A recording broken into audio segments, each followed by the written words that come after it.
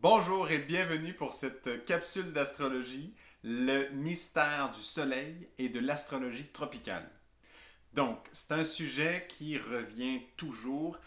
Pour ceux qui s'intéressent vraiment à l'astrologie, souvent il y a cette question, est-ce qu'on devrait pratiquer l'astrologie sidérale ou l'astrologie avec le système tropical?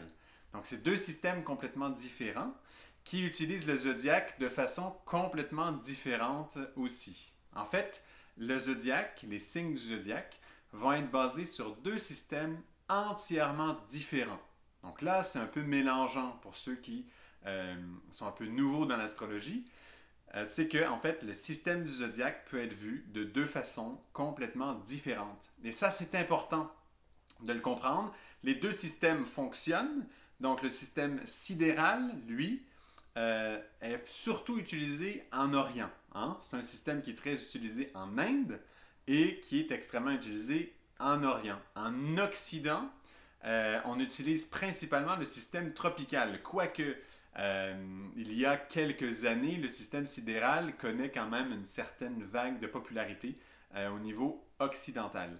Mais décrivons un peu les deux pour mieux comprendre. Premièrement, le système sidéral, lui, est basé sur les constellations. Donc, il va vraiment considérer les constellations et il va coller les constellations du ciel avec les signes du zodiaque. Donc, les signes du zodiaque vont être représentés par les constellations qui sont dans le ciel et qui portent le même nom que les signes du zodiaque. Donc, il y a effectivement une ceinture des signes du zodiaque, une ceinture même de constellations qui porte le nom des 12 signes du zodiaque, qui forment un grand cercle autour de nous. Et donc ça, c'est l'astrologie sidérale. Et donc, la position des planètes va être calquée sur où est-ce qu'elle est rendue, disons, projetée dans ces constellations d'étoiles. Et ça, c'est l'astrologie sidérale, qui est basée sur les constellations d'étoiles dans le ciel. Hein? Et donc, ça, c'est la chose que, en général, pour ceux qui sont nouveaux, tout le monde imagine que les signes du zodiaque sont basés sur ces constellations. Eh bien, en fait, l'astrologie tropicale utilise un système complètement différent qui n'est pas basé sur les constellations d'étoiles. Et ça pourrait être une surprise pour plusieurs, mais c'est vraiment important d'être au courant de ça. Ce sont deux systèmes différents. Voilà. L'astrologie tropicale, elle, de son côté, va créer des signes du zodiaque qui vont être, on va dire, virtuels. Virtuels dans le sens qu'ils ne sont pas basés sur les constellations. Elles ont quand même un sens, les signes du zodiaque ont un sens très important. En fait, les signes du zodiaque vont être basés sur la révolution de la Terre autour du Soleil. Et donc le système tropical, c'est un petit peu délicat, hein, mais quand même, je pense que vous êtes capable de suivre, c'est quand même très accessible. En système tropical, par exemple, le signe du bélier, lui, va être déterminé par l'espace dans le ciel, dans le cosmos, qui est commencé par, disons qu'on trace une ligne de la Terre au Soleil, et qu'on projette cette ligne dans l'espace, très très très très loin. Hein? Et on crée cette ligne le jour de l'équinoxe du printemps. Okay? On va créer cette ligne. Et pendant 1/12 de l'année, cette ligne va progresser, puisque la Terre va tourner autour du Soleil. Et cette ligne donc va, disons qu'il y a une ligne comme ça qui touche le Soleil et qui s'en va dans le cosmos loin, loin, loin, loin. Eh bien, cette ligne, alors que la Terre va tourner autour du Soleil pendant 1/12 d'année, cette ligne va progresser. Et la progression de cette ligne en tournant va créer une séparation dans le cosmos, dans le ciel, de 1/12 de tout le ciel. Eh bien, ça, en astrologie tropicale, il s'agit du signe du Bélier, qui est le premier signe qui commence avec le printemps. Donc, l'astrologie tropicale, le système d'astrologie tropicale est basé sur un zodiaque qui est déterminé par ce système basé entre la relation entre la Terre et le Soleil. Et ça, c'est absolu.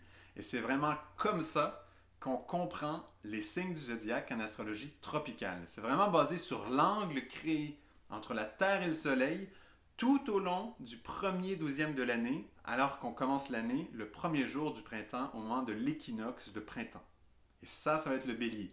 Le prochain douzième de l'année, qui va être le milieu du printemps, ce douzième-là sera le signe du taureau. Et ensuite, ainsi de suite, hein, on continue comme ça. Donc il s'agit vraiment d'une position de la Terre avec le Soleil, de sa révolution autour du Soleil. Hein? Donc là, j'espère que ça c'est suffisamment clair. Si jamais ça ne l'est pas, posez des questions dans les commentaires, on va éclaircir tout ça. Mais c'est très important de comprendre les deux différences. Je récapitule. Système sidéral basé sur les constellations d'étoiles dans le ciel. Système tropical basé sur l'angle créé entre la Terre et le Soleil au cours d'un douzième de l'année. À chaque fois, ça va créer les signes différents. Donc c'est très important parce que, en fait, en astrologie sidérale et tropicale, les planètes n'auront pas la même position, ne seront pas dans les mêmes signes très souvent. Donc ça, c'est important de comprendre ça. Je sais qu'il y a beaucoup de personnes qui disent « Oui, avec la précession des équinoxes, tout ça, il y a tout un problème. » Et en fait, l'astrologie tropicale ne fonctionne pas, n'est pas réelle, puisque les planètes ne sont pas vis-à-vis des constellations qui sont dans le ciel et qui portent le nom des signes du zodiaque. Bien, en fait, en astrologie tropicale, cette position-là par rapport aux constellations qui sont dans le ciel ne compte pas. On ne s'occupe pas de ça, on ne s'occupe que du lien entre la Terre, le Soleil et la ligne que cet axe trace dans le cosmos. Alors c'est très différent. Bon, moi, étant travaillant en Occident, c'est sûr que je travaille beaucoup plus avec l'astrologie tropicale, voire uniquement avec l'astrologie tropicale. Et l'astrologie sidérale, ben, je laisse ça en fait pour ceux qui sont en Orient, en fait, qui ont souvent une constitution un peu différente, un système différent. Je suis certain que les deux fonctionnent, je suis certain que les deux travaillent très très très bien. Et c'est pas une question de dire qu'il y en a un qui est meilleur que l'autre, mais aujourd'hui, je vais plutôt parler du système tropical. Mais je voulais avant tout que tout le monde comprenne les deux systèmes. J'espère que ça c'est acquis. Allons à l'étape prochaine. Donc, quel sens est-ce qu'il y a derrière ce système tropical? C'est un sens que moi je trouve extraordinaire, vraiment riche de sens. Il s'agit du lien entre la Terre et le Soleil. En fait, il s'agit de l'importance du Soleil dans notre système solaire. Parce qu'en fait, quand on travaille en astrologie, principalement, on va utiliser les planètes et les luminaires qui sont dans notre système solaire. Maintenant, on va utiliser parfois certaines étoiles. Il y a toutes sortes de choses qu'on va ajouter en astrologie maintenant de plus en plus. Mais en fait, si on colle vraiment la base de l'astrologie, on va travailler principalement avec les planètes et les luminaires. Donc ça, c'est clé. Hein? Ça veut dire que toute l'astrologie est basée premièrement, principalement, sur ce système solaire. Dans ce système solaire, il y a une étoile, il y a un soleil, c'est notre soleil qui est au centre du système solaire et qui est gigantesque comparé à toutes les autres planètes ou tous les autres satellites, etc. Il est vraiment gigantesque, il est lumineux, c'est le réel luminaire. Il y a la Lune qu'on va souvent appeler comme un luminaire aussi, mais qui ne fait que refléter évidemment la lumière du soleil. Donc le soleil, lui, émet une lumière grandiose, il sort de l'ordinaire dans notre système solaire. Et si on regarde au niveau symbolique, ce que le soleil va représenter, il va vraiment représenter pour nous, les êtres humains, pour les animaux, pour les végétaux qui vivent sur la planète Terre, le soleil représente la source de lumière, la source de chaleur, la source de vie. Donc ça équivaut vraiment à la source. Et souvent en spiritualité, quand on va s'adresser à la source, quand on va parler de la source, on va parler un peu de la source divine de Dieu en fait. C'est comme un peu une autre façon souvent qu'on va utiliser pour nommer Dieu. Et donc cette source-là, qui est reliée au soleil symboliquement, mais tout à fait, si vous y pensez 2 minutes, est-ce qu'il y a une présence sur Terre qu'on peut voir de nos yeux qui représente plus le divin, la source de vie que le soleil, la source de chaleur, la source de lumière? Eh bien, pas tellement, pour plusieurs raisons. Premièrement, il est au centre du système solaire, c'est lui qui tient toute la fabrique de notre système solaire, etc., etc. C'est lui qui amène la lumière, tout ça, on a déjà dit. Donc le soleil est vraiment crucial. Donc déjà, dans notre système, on comprend ça. Mais si on parle maintenant de se relier aux constellations du zodiaque, dans tous les cas, en astrologie sidérale ou tropicale, le zodiaque représente l'entièreté des étoiles, symboliquement, va représenter les 360 degrés, donc l'entièreté du cercle du cosmos qui nous entoure, de la sphère même du cosmos qui nous entoure, de toutes ces étoiles, cette multitude d'étoiles, de lumière, de force, de vie. C'est comme si nous, donc sur Terre, on a le Soleil au centre de notre système solaire. Et bien, dans l'univers, il y a beaucoup d'étoiles, il y a toutes sortes de formes d'énergie encore plus grandes, mais comme ils sont très loin, ils sont très peu accessibles pour nous. Mais voilà, donc le zodiaque, cette ceinture d'étoiles, cette ceinture de lumière, on pourrait dire, qui nous entoure, c'est représenté par les signes du zodiaque. Donc, dans les deux cas, hein, ça ne change pas. Soit tant en astrologie sidérale que tropicale, le zodiaque va représenter cette ceinture de lumière, de vie, comme si c'était des myriades de soleils et même plus encore, hein, parce qu'on sait qu'il y a toutes sortes de formations. Donc toute cette énergie se retrouve autour de nous et est représentée par les signes du zodiaque. Donc là, à ce moment-là, on comprend quoi? On comprend que les signes du zodiaque représentent quelque chose d'immense. Chaque signe du zodiaque représente 1/12 de toutes les étoiles qu'il y a dans le cosmos entier. Vous l'entendez bien, ça c'est très particulier.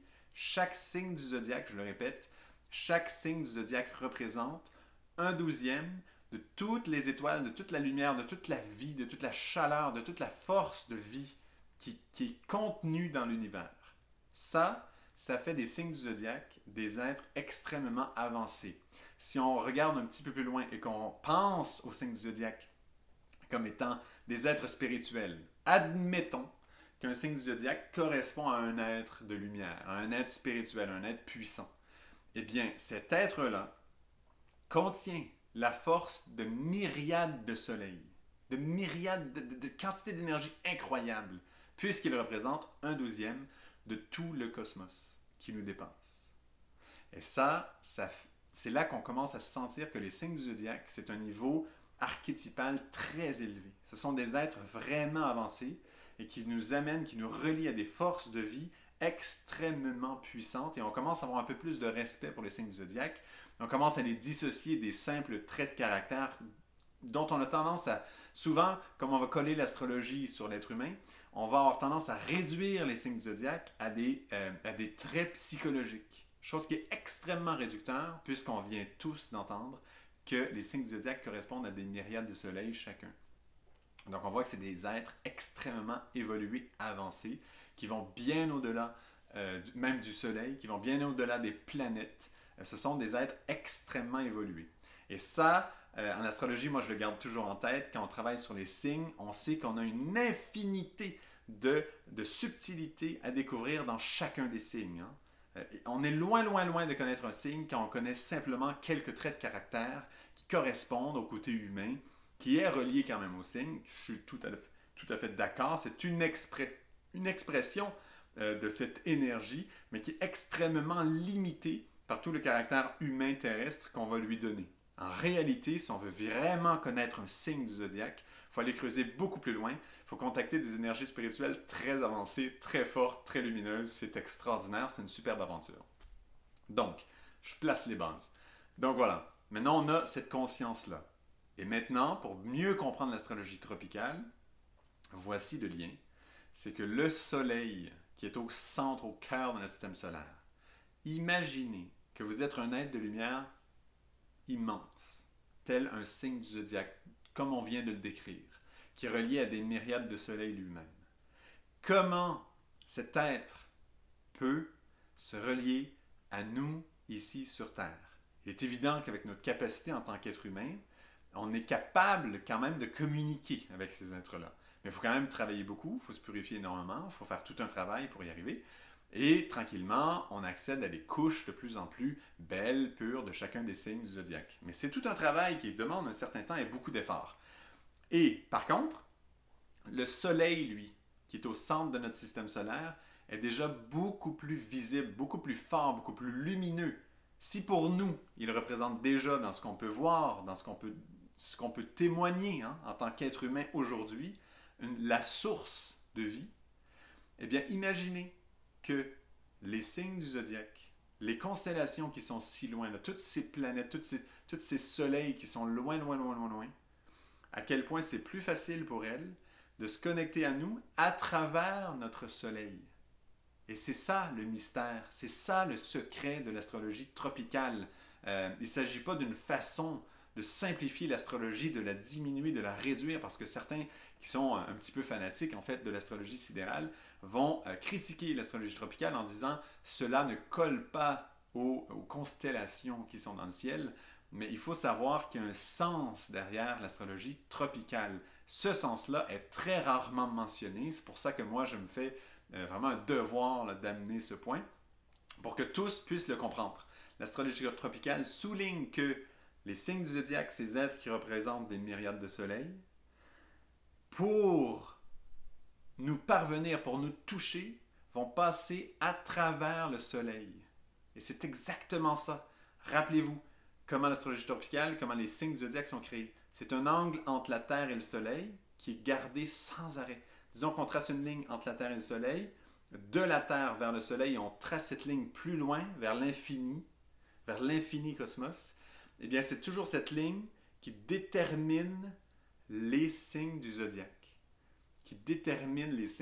Vous voyez comment c'est précieux. Et en fait, c'est ça qui témoigne que l'astrologie tropicale a compris et nous donne cette sagesse immense que pour accéder aux étoiles, pour accéder à des êtres de lumière immensément puissants tels les signes du zodiaque, le secret est de passer à travers le soleil qui est centre, centrale, source de vie de notre système solaire, qui retient toute la structure de notre système solaire. Et c'est ça le secret de l'astrologie tropicale. Et ça rend l'astrologie tropicale tellement belle parce qu'on comprend cette notion-là. Moi, c'est quelque chose qui m'émerveille énormément.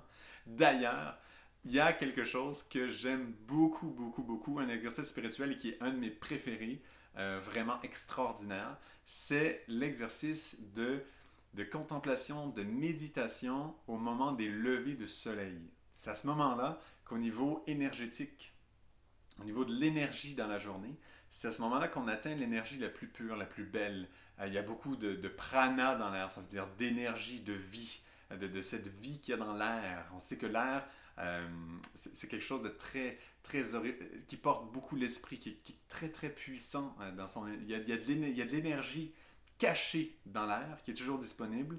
Et évidemment, il y a toutes sortes de techniques de respiration pour aller chercher cette énergie-là, ce prana, on va appeler, qui est caché dans l'air. Et au moment du lever de soleil, c'est là qu'il y en a le plus. C'est là que l'air est le plus chargé. Et contempler, méditer, travailler avec les levées de soleil, pour moi, c'est vraiment une technique que j'adore et qui nourrit énormément. Moi, je vous le conseille vraiment. Si vous le pouvez, allez au soleil avant qu'il se lève, disons un 10-15 minutes avant. Habillez-vous chaudement s'il fait froid là où vous restez. Et contemplez le lever du soleil, contemplez la douceur, la paix qu'il y a dans l'air, dans l'atmosphère à ce moment-là. Et laissez-vous imprégner en méditant, en contemplant la beauté de la nature, en allant loin, loin, loin, loin, loin, connecté avec le soleil, parce que on sait que c'est le soleil qui nous révèle les secrets des signes du zodiaque, qui nous connecte au cosmos, à ces énergies tellement fortes qui sont plus loin. En nous connectant au soleil, on est connecté à la visibilité déjà que nous apporte le soleil, on est connecté à la vitalité que nous apporte le soleil, on est connecté à sa chaleur, à son intensité de vie, à sa lumière. Et ça, c'est un exercice que j'aime beaucoup. Et voilà. Et l'astrologie tropicale nous montre à quel point cet exercice est précieux. C'est important de le faire au moment du matin parce que le soleil se lève, la vie augmente, on est relié à la vie qui grandit, qui est en train de croître. C'est un petit peu la même énergie que la Lune. Quand la Lune est décroissante et quand elle est croissante, on en a déjà parlé dans une capsule, on disait oui, effectivement, c'est très différent. Quand la Lune va être décroissante, on sait que les énergies psychiques vont être en train de diminuer, les énergies qui touchent nos plans émotionnels et mentaux principalement, mais aussi éthériques, donc de l'énergie, sont en train de diminuer, de réduire, et ce n'est pas vraiment le temps de commencer des projets. Et quand la Lune va être croissante, c'est plutôt une énergie, cette même énergie-là, au niveau psychique, au niveau mental, émotionnel et aussi éthérique, donc énergétique, va monter. Et là, c'est le temps de commencer des projets, tout va augmenter. Et il y a aussi en agriculture, avec la biodynamie, hein, il y en a beaucoup qui suivent le calendrier lunaire, qui est tout à fait relié à la croissance, décroissance de la Lune, plus d'autres choses. Donc voilà, c'est une parenthèse pour dire que le moment de lever du soleil correspond énergétiquement au moment où la Lune aussi va être en croissance. Hein? Mais c'est énergétiquement cette correspondance-là, c'est pas au niveau astronomique. C'est plus que quand le soleil se lève, l'énergie augmente. Quand le soleil se couche, bien sûr, le ciel est toujours aussi beau, il y a toujours quelque chose de très beau dans la nature, mais l'énergie va diminuer. L'énergie, c'est un moment plutôt d'offrir le fruit de notre journée à la vie, à la nature, à ce qu'on aime, de l'offrir en fait, tout le fruit de notre journée au moment où le soleil se couche. Par contre, le matin, quand le soleil se lève, c'est le moment de bénéficier des énergies, d'être réceptif, de se connecter au soleil, c'est le moment le plus favorable. Et pour clore un petit peu le sujet et pour aller encore plus loin avec tout ça, il y a aussi un exercice de respiration que j'aime énormément, qui est connu aussi dans plusieurs pratiques de yoga et de travail spirituel. C'est un exercice où on va respirer une narine à la fois. On commence avec la narine droite. On va on va fermer la narine gauche avec le doigt et simplement comme ça en appuyant. Et il y a différentes techniques pour le faire, hein. Il y a toutes sortes de trucs. Ceux qui pratiquent vraiment plus le yoga vont peut-être en parler de façon plus pointue. Mais en gros, on va fermer la narine gauche, inspirer pendant 4 secondes, 4 temps, on va dire, pendant 4 temps. On va garder le souffle à l'intérieur pendant 16 temps. Ensuite, on va fermer la narine droite et expirer par la narine gauche pendant 8 temps. Ensuite, on va inspirer par la narine gauche pendant 4 temps. On va fermer la narine gauche. On va expirer par la narine droite pendant 8 temps. On va inspirer par la narine droite pendant 4 temps. Garder le souffle pendant 16 temps. Donc, c'est toujours comme ça. Hein? On va d'abord inspirer pendant 4 temps. On va garder le souffle à l'intérieur pendant 16 temps. On va expirer pendant 8 temps et inspirer pendant 4 temps. Garder à l'intérieur 16 temps, etc. Vous voyez un peu le système? On commence avec la narine droite. Donc, et cet exercice, la recommandation la plus belle, celle que je connais en fait de cet exercice-là, c'est de faire 6 fois chaque narine, donc en tout 12 fois.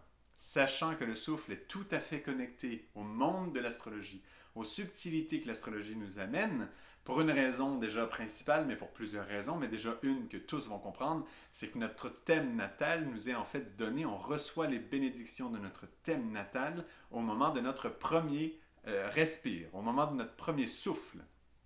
Et donc, on voit que le souffle est tout à fait relié à l'astrologie.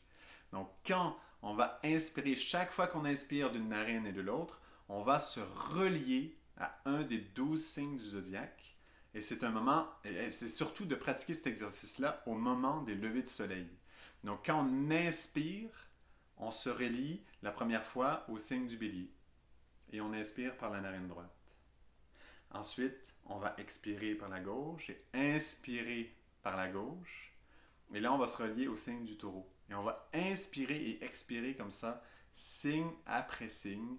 Et ça tombe effectivement au nombre 12, 6 fois chaque narine. Et on sait aussi que les narines sont polarisées, que la narine, gauche va correspondre au signe de la balance et que la narine droite va correspondre au signe du scorpion. Et qu'en faisant ce travail, ça c'est dans l'absolu, disons, ça c'est dans la vision des 12 portes de notre corps. Ça c'est un sujet, c'est un autre mystère dont on parlera une autre fois, les 12 portes de notre corps.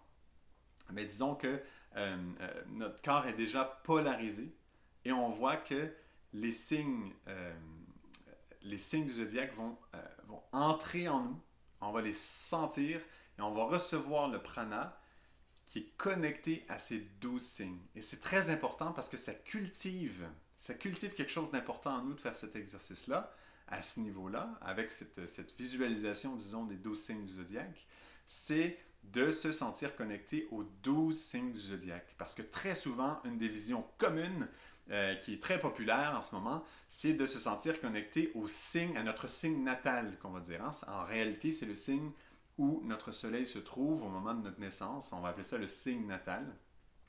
Et donc, ce signe-là, en général, on va s'identifier surtout à ce signe. Mais c'est un petit peu limitant parce qu'en réalité, vraiment, les 12 signes sont en nous. Déjà, ils sont dans nos parties du corps différents et c'est très bien de bénéficier des 12 signes au complet.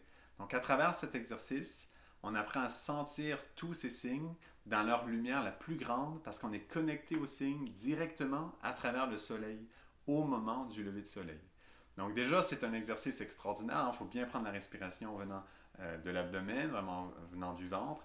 Donc c'est vraiment, je ne vous parle pas des détails, disons, au niveau yoga de cet exercice-là. Je vous en parle plus au niveau de l'inspiration, au niveau de la visualisation qu'on peut ajouter à ce travail de respiration au moment des levées de soleil. Vraiment un exercice magnifique. Moi, j'adore le faire. C'est très, très beau. Donc voilà, je pense que ça conclut la capsule pour aujourd'hui. Si vous avez des questions sur n'importe quel point, ne vous gênez pas, posez-les dans les commentaires. Je sais que parfois je ne réponds pas immédiatement parce que mon horaire de travail est quand même bien chargé, mais dès que j'ai le temps, je vais vous répondre. Vraiment, je me fais un point d'honneur de répondre à ceux qui posent des questions dans la ligne des commentaires. Donc, merci beaucoup de poser les questions. N'oubliez pas de liker, partager, vous abonner si ce n'est pas encore fait et aussi si vous voulez recevoir des notifications dès qu'il y a une nouvelle vidéo qui sort sur notre chaîne, cliquez aussi sur la petite cloche des notifications et comme ça vous pourrez être mis à jour, recevoir, être notifié quand il y a de nouvelles vidéos qui sortent. Donc merci beaucoup, j'espère que cette passion de l'astrologie vous a touché un petit peu aujourd'hui et même voilà, j'ai suggéré un exercice. Si vous avez des questions sur l'exercice, bien sûr posez-les. Ça va me faire une grande joie de vous répondre à ça.